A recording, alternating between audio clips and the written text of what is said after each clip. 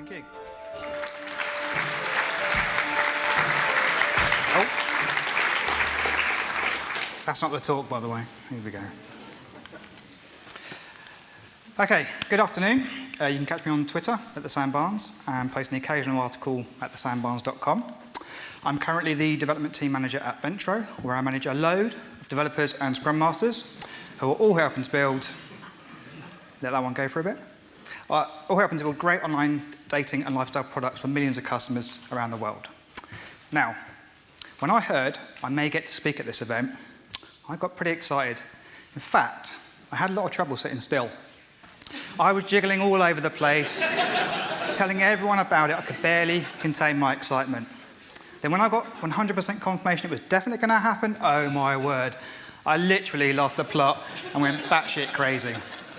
Now, to me, this is a completely natural and understandable reaction at the thought of speaking here. However, not everyone agrees.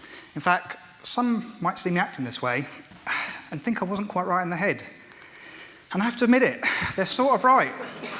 I'm not really all there. In fact, I'm pretty weird. I mean, you know something isn't quite right when your most favourite Secret Santa present from colleague ever was a homemade human centipede. But it is amazing. Do I point out the person that made it? She's here. I won't. But guess what? I'd put money on people judging me as weird, also having a few little nuances of their own. I mean, let's face it, in general, people are just weird. Look at the kind of drawings people are creating these days.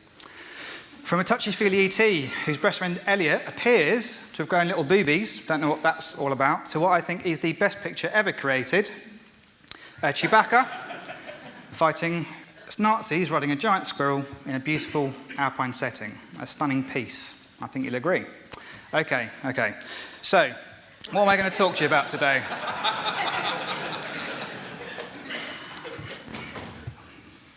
Always gets a good laugh, that one. I'm short.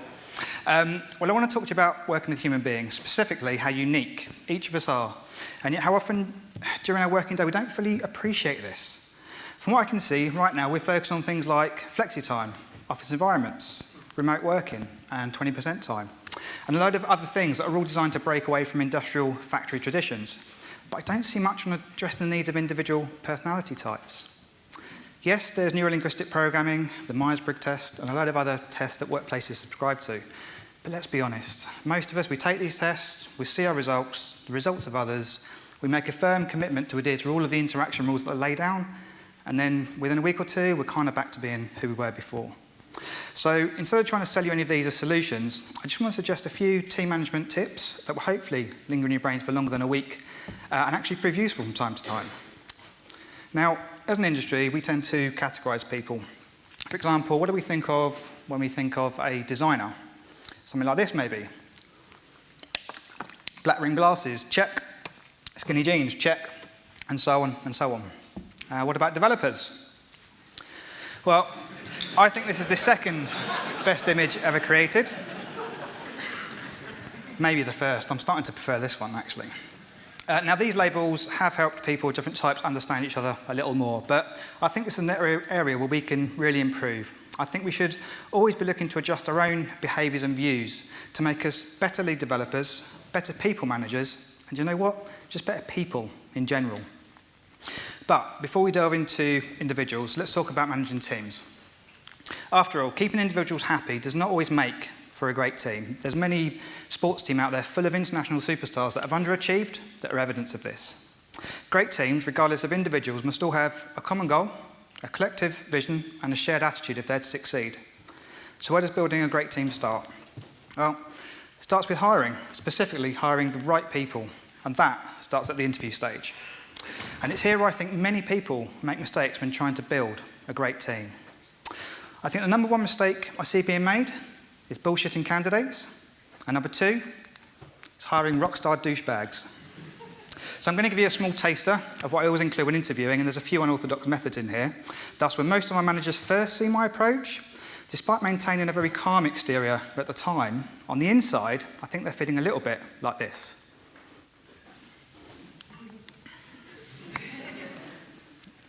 Goes on and on. Freeze. Good. But for me, these approaches have always got good results, both in terms of the people that I hire and just as importantly, in the people that turn me down and that I don't hire. So once I've settled in the candidate, at some point I'll ask them the question. When it comes to working at any company, be it people, technology, culture, office, bosses, anything at all, what are the things that you love? And conversely, what are the things that you hate? What really grates on you after a while? And once they've answered, I'll respond by telling the candidate which of the good and bad things they've stated we have at the company right now. As you can imagine, my boss's eyes start to twitch about now, but then I move on to what surprises people, and I tell candidates what I think is good about working at the company, and also what I think is bad about working at the company. So why? Why would I do this? Well, I do it because just like with clients, teams and bosses, it absolutely blows candidates away. They're just not expecting that level of honesty. I do this because in reality, only a fool thinks the company they work for is perfect. And I do this because everyone is always expecting bullshit versus the truth. I tell my bosses and candidates that I'm being this honest for 2 reasons. Simply because I want to attract people to my team that value honesty in a new company and boss, and who are also wise enough to know that all companies have issues. And I should say here that the bad things that I mention, I try to make them things that most companies suffer with, like technical debt or pressured environment. I certainly don't mention that we trade in arms and exploit child labour. Doesn't tend to go down too well. Now, I'm not sure about most of you, but my experience of moving jobs tends to follow a similar pattern. You work somewhere for a while, then you start to get annoyed at some point, and that annoyance turns into frustration at a few certain things. And it's validated for hearing other people whinging about exactly the same things. But you make a decision, you're going to try and change it. It's the right thing to do. But this is notoriously difficult, even at a very, very small company. So at some point, you're probably preparing and you get ready to move on. And eventually you go and everything's great. Everything's great. Everything that was broken is now fixed. Brilliant. And 1 month, 2 months, 6 months, whatever it is, life's just great. But then after a while, you start to notice some things. And these are things that were fine at my last place, but they're broken here. What's that all about? And then round and round you go. Did that in the States? Nothing. In other words, often my experience of change jobs can be summed up by this. The grass isn't always greener on the other side. It's the hop in the fence that's a temporary thrill. Now, of course, I'm not saying to never, ever get a new job, but just that it's wise to assume that your new company won't be perfect. And that's why I tell candidates what's a bit crap about working at my company. I tell them because if I don't, and they join, and I can't make those bad things better or go away, there's a high chance that's going to really piss off my new hire, and that's where disillusionment starts.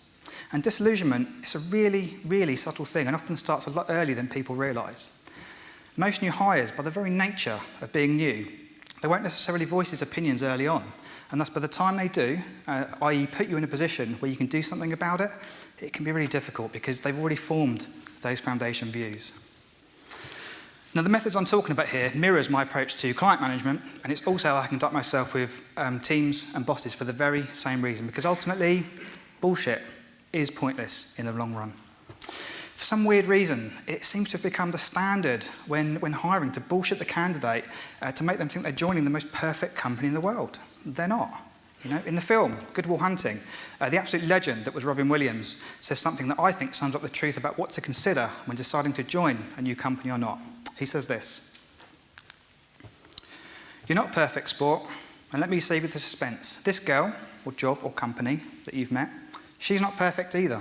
But the question is whether or not you're perfect for each other." I know it sounds counterintuitive, but it really works, and I do use this approach. As one of my team once answered when asked to name one of his favourite things about working at our company, he said this: "The honesty. It started at my interview and never stopped.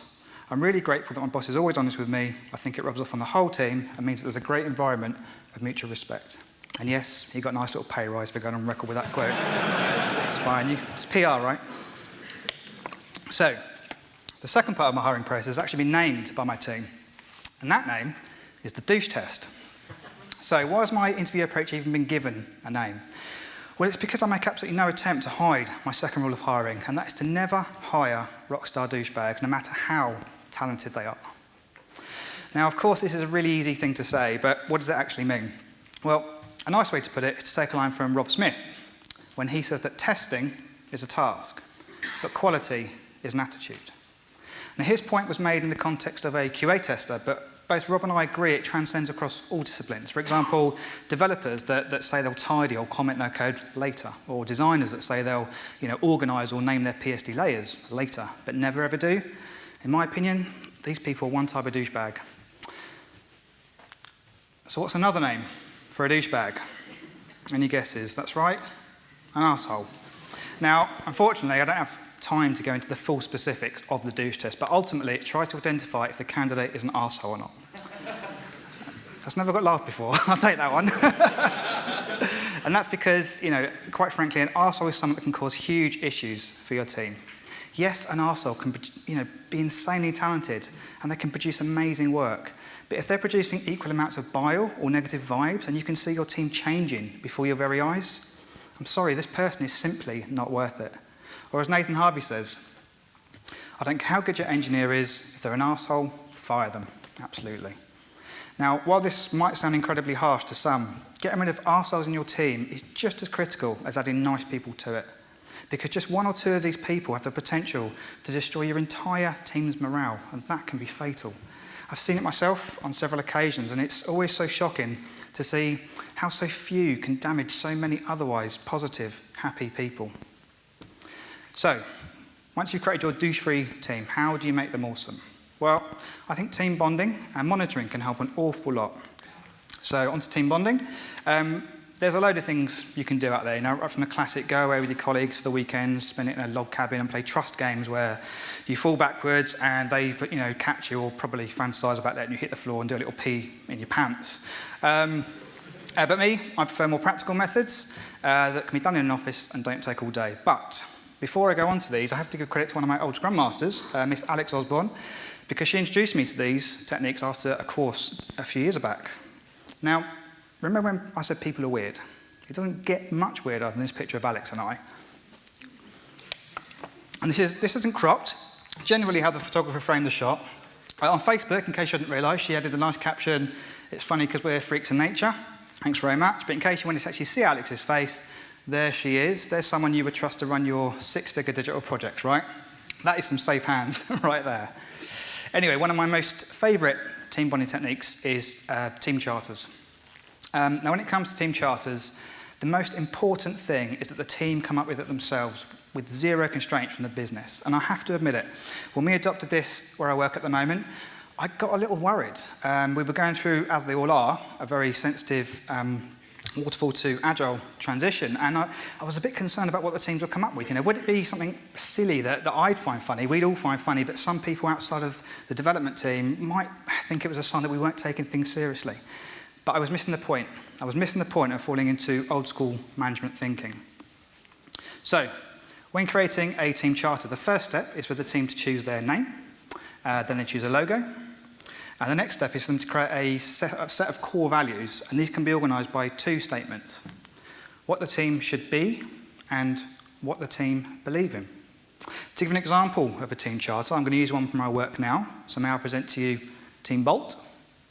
That's their logo. So what are their core values? Well, Team Bolt, they should be proud, happy, learning, evolving, and adaptable. And Team Bolt believe in communicating, best practice, supporting, positivity, and teaching.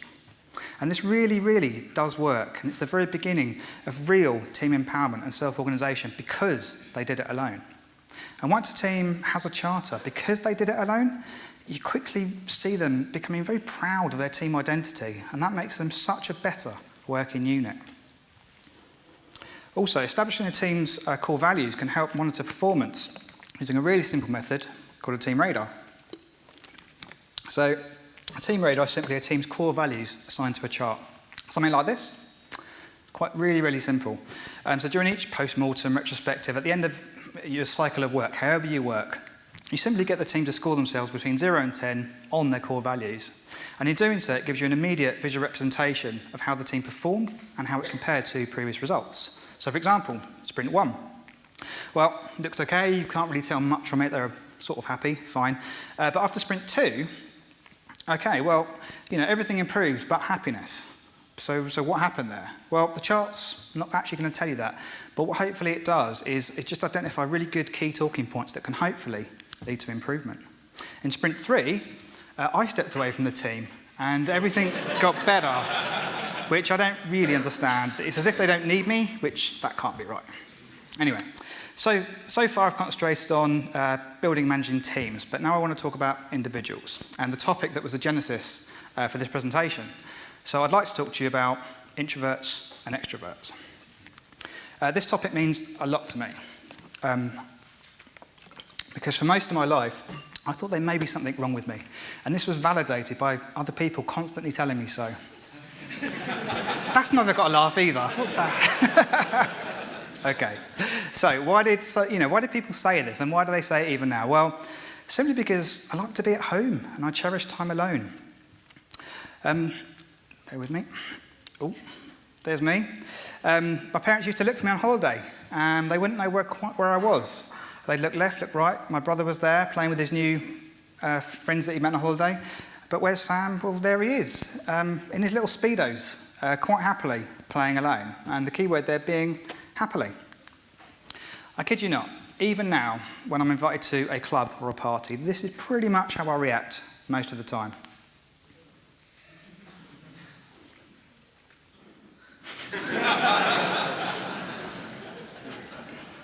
Because of this, I've lost count of the number of times that I've been called boring, unsociable, miserable. I mean, clearly this isn't true. I mean, look, there I am, out with Rocky, of all people, totally doing my happy face. I'm also called Hobbit from time to time. Again, whatever, I'm sure, I know. But in all seriousness, for a long time, I didn't feel there was anything wrong with me, but it's really hard to convince other people of this. Then one morning, a few years ago, I'm getting ready for work and TV's on in the background and my attention suddenly fixes to it. And this was because I caught part of a sentence of an interview and I hear the words, "I prefer staying in," and that's okay. And this turned out to be a really big moment for me. The person being interviewed was Susan Cain, and she was talking about her book called Quiet. And the book explores the subject of introversion, and it completely blew me away. It completely changed how I think about me and other people forever. Not only did I realise there was nothing actually wrong with me, it was okay to be me, but I also realised how very wrong I'd been about other people that I'd previously judged. These were the ones who kept inviting me out or putting me down with derogatory comments. I can admit it, I thought that these people were the kind who had nothing better to do in life, no hobbies, nothing constructive to do in their spare time, and so they literally followed the pack and went drinking to drink their lack of life purpose away, and that's pretty damn harsh, I know. It's important to admit this stuff though. But reading the book Quiet and subsequent books and articles showed me that, it changed all of this. It showed me that both me and the party animals were doing exactly the same thing. And I was judging what normal was, using me as the benchmark for normal. Seriously, just think about that for a second. In effect, what I and the party animals were saying was, if you're not like me, you're weird. I mean, just how egotistical is that? And I think it's just this kind of judgmental attitude that will almost always have the same result. If you repeatedly criticise someone for liking something you don't, they won't stop liking it, they'll stop liking you. So true. So in the short time I've got remaining, how best to explain introverts and extroverts a little more? Well, if you ask most people to describe an introvert, they'd say they were shy, timid, quiet, and weak. Whereas an extrovert is often thought of as loud, brash, confident, and strong. But it turns out it's got absolutely nothing to do with how we look or how we act, and instead has everything to do with how we react to stimulation and recharge our energy levels. Or as Susan Cain puts it in her brilliant TED Talk, The Power of Introverts, extroverts really crave large amounts of stimulation, whereas introverts feel they're most alive, they're most switched on, and they're most capable when they're in quieter, more low-key environments. In other words, when I go to a club or party, after a short while, I start to feel very, very drained. I'm climbing the walls. I just want to get out of there, back to some peace and quiet, get home, watch a film, read a book, something like that. And once I'm home, I really begin to relax. I begin to recharge, and after a short while, I feel really, really good again. Likewise, if you keep an extrovert at home for any length of time, they'll quickly start climbing the walls. Okay, they're going to quickly feel drained. Now they just want to get out and see someone and do something, and once they get out, they begin to relax, they begin to recharge, and after a while, they feel great as well. So the bigger lesson that I've learned is that how I feel when I go out and when I stay in, other people feel completely the opposite. Yet for some reason, we both feel the urge to judge each other as weird. So why am I talking to you about this at a technically focused event? Well, because as lead developers and people managers, almost our entire job is based around managing, collaborating, and interacting with other human beings. And we're a really weird bunch, with so many big and little differences. Thus, I think the more you understand our species, the better a lead you shall become. I also think the digital industry has a high proportion of introverts than many others. And I really want to raise awareness to the fact and educate about it, because so many CEOs, salespeople, account managers, digital project managers, and even some lead developers are often more extroverted. And they're put in positions of authority, running teams of production people with developers, copywriters, so on and so on, who tend to be more introverted. And it's for this reason, in over a decade in this industry, that I've seen introverts and extroverts judge each other so wrong, and I think it's time to change this. I think it's time to start to raise awareness to the fact that judging others by the benchmark of us is such a big mistake, and it leads to conflicts and cliques developing. So, very quickly, a few more facts about introverts and extroverts. Okay, well, no one is a pure introvert or extrovert. We all exist on a scale. We do move on that scale on a daily basis, maybe even over the year, but generally in life we reside around 1. Those in the middle of the scale are called ambiverts, and they're said to have the best of both worlds. Neither being an introvert or an extrovert is a bad thing. Both have pros and cons. But introversion has developed a negative perception, mainly due to strength in numbers. Essentially, 1 in 3 people are introverted, which makes us a minority. Power to the people and all that.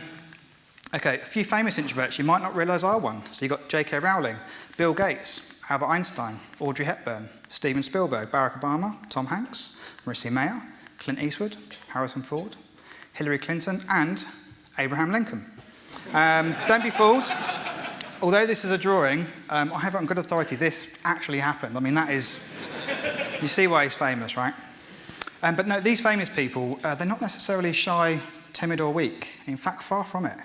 It just means that these are people that prefer quiet to noise. They just prefer solitude and deep thinking versus lots of people around them and noise. Not that long ago, in history, there was no concept of introversion or extroversion. In fact, it was only around the turn of the 20th century, when corporate America began to boom, that a huge shift occurred. And it was fueled by the transition from agricultural to industrial, where people went from living on isolated farms to urban environments, where the boardroom became a thing, and you had to be allowed to be heard there. Historian Warren Susman described this shift as a culture of character changing to a culture of personality. In other words, a culture of appreciating who we are deep down was replaced by a culture of how we're perceived by others. Susman also compared the most commonly used words in a personality-driven advice guide, how to be happy, how to be successful, between the late 19th century and the early 20th. So in the late 19th, you see this. These are the most commonly used words in guides on how to be more happy, basically, more successful. Integrity, duty, work, honour, reputation, morals, citizenship, and manners. Now, if you compare that to just the early 20th, there's an awful big change there. These are the most commonly used words in the same things in the early 20th. A bit different. I think that's a very big point, that one. But aside from cultural changes, where you land on the introvert and extrovert scale is also partly to do with biology. For example, remember how I said the primary difference between introverts and extroverts is to do with stimulation? Well, in your brain, you have something called the reticular activating system, or RAS, which responds to all sorts of stimuli, right from food right through to social contact. Experiments have been conducted by dropping lemon juice on the tongue of people, and guess what they found? They found that introverts produce 50% more saliva than extroverts. Now, that got more of a laugh in the US. Dirty buggers. The theory is that the RAS in introverts has a high level of activity when it's not being stimulated, which means it doesn't need much to produce a very large response. So if you put lemon juice on the tongue of an introvert, it will very quickly react, and it's the same in social situations. Whereas extroverts, on the other hand, they have a very low level of activity in the RAS when it's not stimulated, so it takes a big response to get the same feeling for an extrovert. I mean, seriously, science, thank you so much, it's amazing. But as I said earlier, in other words, we're all trying to do the same thing. We're all trying to find an environment where we're most comfortable, most happy. But we keep judging each other as weird. It's just crazy. But again, I'm talking about this to you today because you work with and need to understand many types of humans, and we're all different. I can talk so passionately about this particular difference because I'm introverted and I know firsthand what it's like to be this way in a modern digital company that tend to be, their offices tend to be geared towards extroversion. For example, in the past as well, I've been accused of not being loyal to a company because I chose to duck out of sort of social activities. And these were activities that tended to be based around drinking in loud, noisy environments. I really love these companies and most people at them. But I was always seen as not being committed, or as I said before, boring, unsociable, or not liking fun. That's my personal favourite. And all manner of other derogatory comments. So this is really a plea to all the more extroverted people out there to start to understand that different doesn't mean worse. Because you have no idea how bloody cool it is when a manager or colleague takes my introversion into account. For example, if I chat to my current CEO about my introversion, and it means that despite being a senior member of the company, I can choose to avoid or duck out early of what I perceive to be important work social events without feeling too bad. Truth is, I always feel bad. I don't know why.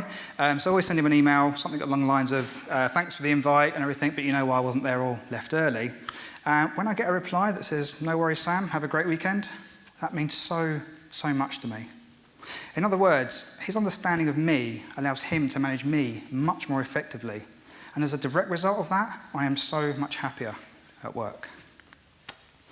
Okay, so I've bombarded you with a load of facts about introversion, but the truth is I could have saved us all a lot of time by just showing you one tweet that kind of explains it all. Twitter is perfect for extroverted introverts. I want to be social and have lots of friends, but I don't want to leave my house or wear pants. Is that so much to ask? Really? Okay, so the main message that I'd love you guys to take away is that just people are really, really weird. And to so many people out there, each and every one of you are also pretty weird, no matter how normal you think you are. I talked just about 2 or 3 different types, but just imagine how many big and little differences there are in people that you work with every single day. So just as an awesome developer will spend their time educating themselves about technologies or code, and a designer will research typefaces and colour, I believe an awesome team leader should be trying to spend their time understanding people as much as possible. I think as a team leader, you should be aiming to become an amateur psychologist. Now, one definition of psychology is this. Psychology is a science-based profession and is a study of people, how they think, how they act, react, and interact. It's concerned with all aspects of behaviour and the thoughts, feelings, and motivations underlying them. But with a few small tweaks, team management is a profession where it's important to study people, how they think, how they act, react, and interact. It's concerned with all aspects of behaviour and the thoughts, feelings, and motivations underlying them. And I think that is incredibly close to the truth. With a better understanding of human beings, both groups and individuals, you can have a vast impact on everyone around you. You can ensure you hire the right people, but don't shy away from getting rid of the douchebags. You'll have some effective techniques to encourage team bonding, monitoring, and improvement. And of course, by really appreciating that not everyone is like you, and not judging others, using you as the benchmark for normal means you start to see people in a really different light. And it's one that significantly improves your ability to work with them and how much they enjoy working with you. If you get this wrong, you're going to have a really tough time leading any team. But get it right, and good things are going to start to happen for you, your projects, and your team. Get it right, and your team will completely and utterly respect you, just as mine do.